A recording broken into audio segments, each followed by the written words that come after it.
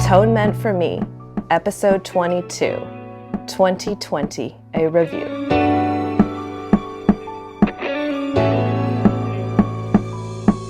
Hey Magical Misfits, it's Kate and Ivy, and welcome back to Atonement for Me.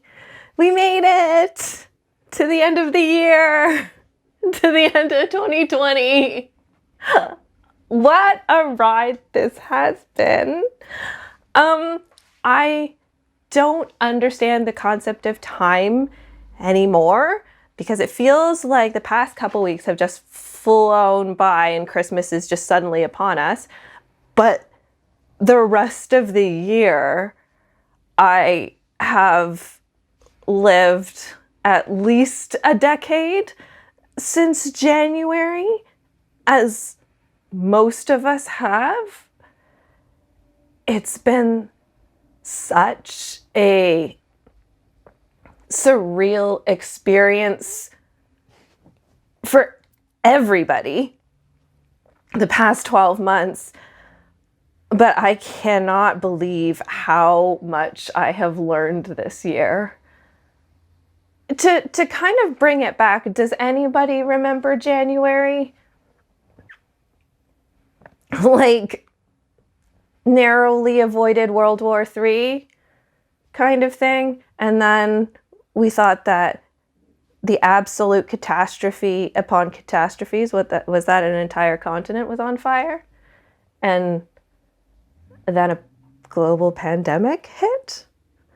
And we see political unrest. We see socioeconomical complete upheaval. We see cultural revolutions. We see human rights revolutions. We've seen so much this year.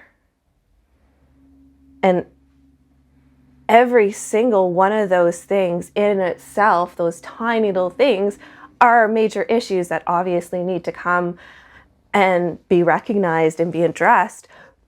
But this year, there has been so many of them. It's just like, let's just bingo call everything that you could possibly put down for a disaster.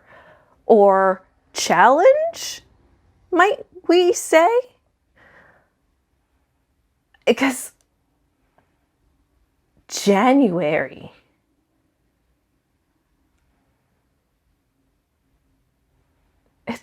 I feel like a deer in headlights trying to explain this crazy journey that I've been on this year. I had a job and then didn't, was in isolation by myself, and then my best friend died. And then working on set and just watching how differently people interact since before and after isolation, how things look kind of going forward as we're waiting for a vaccine. It's just bizarre to think about. But I think a lot of us this year got to know what we're made of. And I know for myself personally, I have learned so much about myself and what I will accept from other people and how I'm willing to treat other people. I've learned my absolute limits for abuse, but I've also really pushed my limits in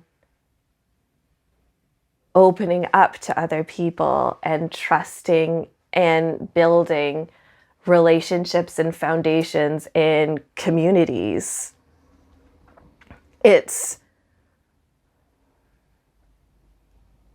I'm not anywhere close to the same person that I was this time last year or even this time 3 months ago, because I'm always learning, and I'm finding that so many people this year have found their voice, and being able to listen to them and hear other people's stories, other people's struggles, other people's thought processes has been so mind-blowing for me.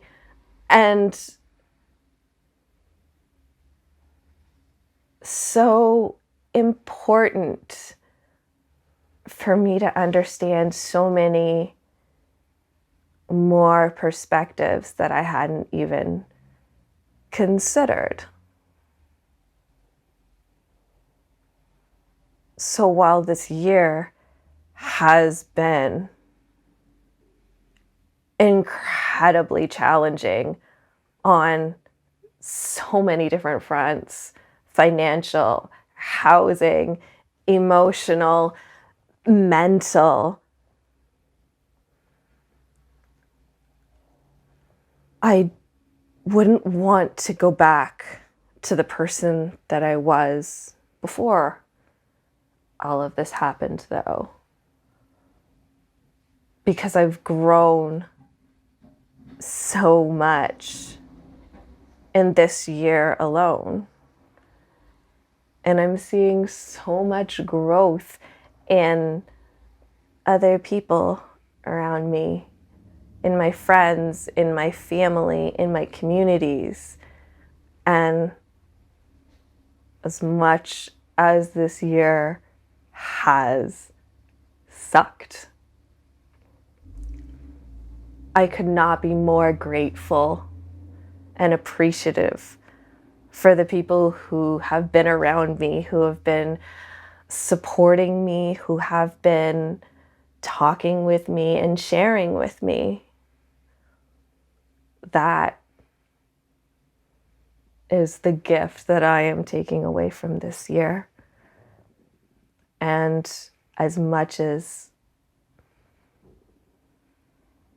everybody had the carpet kind of ripped out from underneath our feet, I hope that everybody else managed to learn and find beauty and joy in something this year, even if it's appreciating the little tiny things that we didn't have time for before.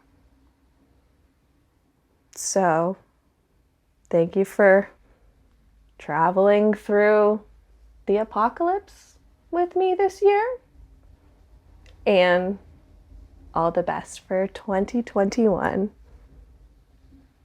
Love you, and that's the tea.